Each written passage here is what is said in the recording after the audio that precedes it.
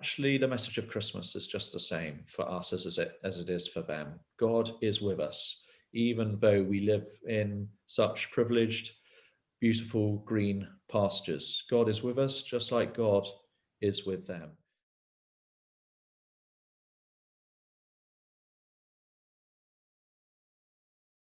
Good morning, everybody, and a very warm welcome to chapel, to virtual chapel this week.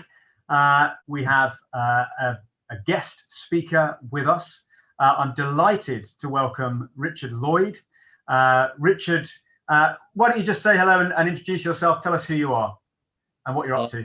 It's lovely to be with Cranleigh School today. My name is Richard Lloyd.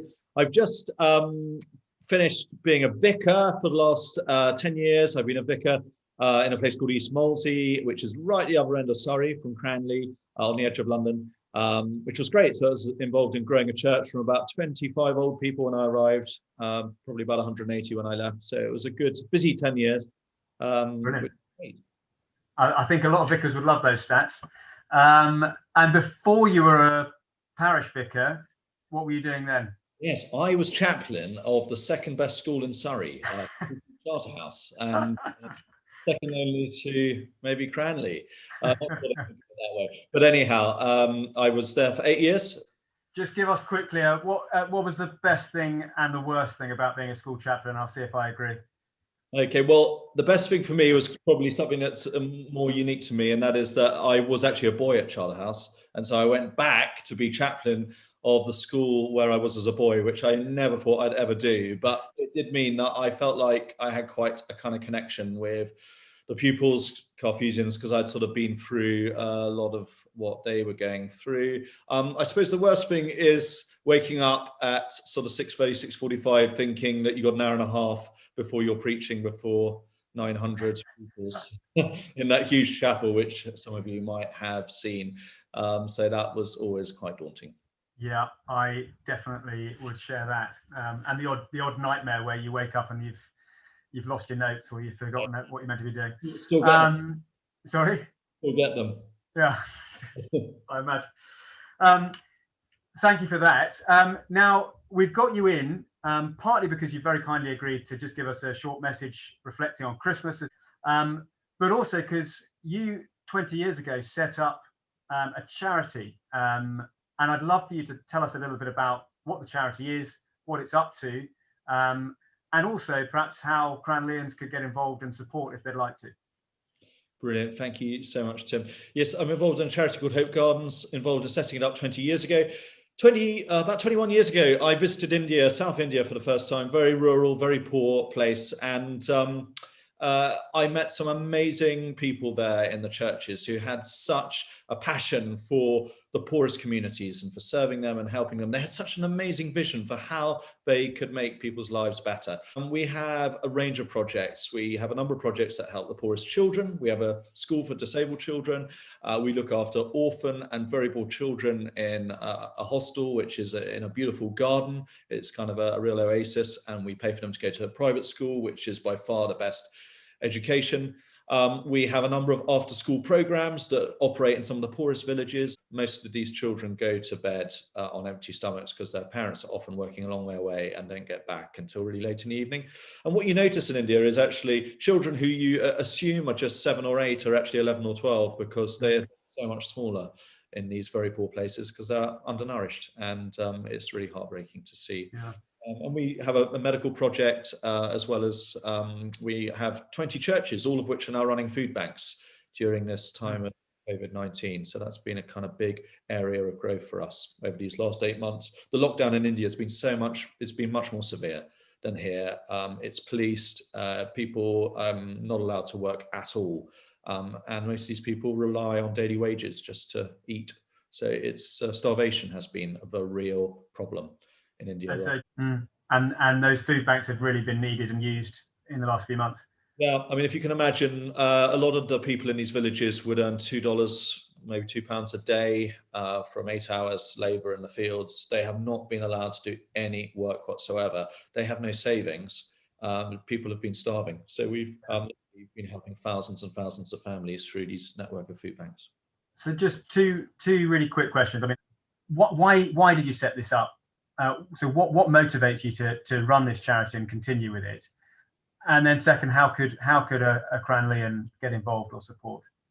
Yeah, why set it up? I mean, I just felt like I went to this place, I met these people, they had great vision, and just with a little bit of money, I could see that the vision they had to support people could really make a difference. So for me, it was a bit of a no-brainer. I came back. I'm from quite a wealthy background, like a lot of people, having been to Charterhouse, had lots of contacts, and it's made a lot of difference because we've got such committed people on the ground. So it was really a no-brainer from that point of view. How can Cranleigh help? Well, I think you're very generously going to have a Christmas collection after your online carol service. And if you're able to give some money, that's going to really help our COVID appeals so that we can really resource these food banks more and more during what is a very, very tough time. So that's one way of getting involved. In fact, I'm going to speak in a moment just about taking Carthusians and a few pupils from other similar schools to India. And it's actually possible for people in their gap years to go over there and visit and stay there for a month or two. So